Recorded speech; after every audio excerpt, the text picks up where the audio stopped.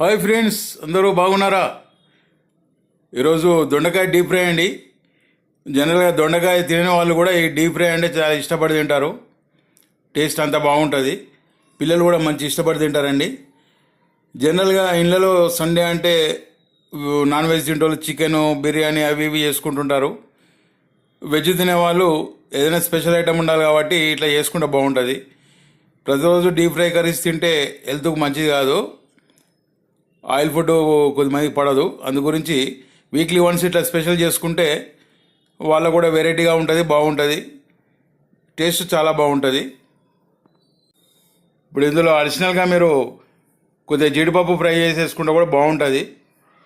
నేను ఇందులో జీడిపప్పు వేయలే కానీ జీడిపప్పు కూడా ఫ్రై చేసుకుంటే బాగుంటుంది. మీరు ఇది వీడియో చూసి దీని ప్రకారం చేసుకోండి, చాలా బాగుంటుంది.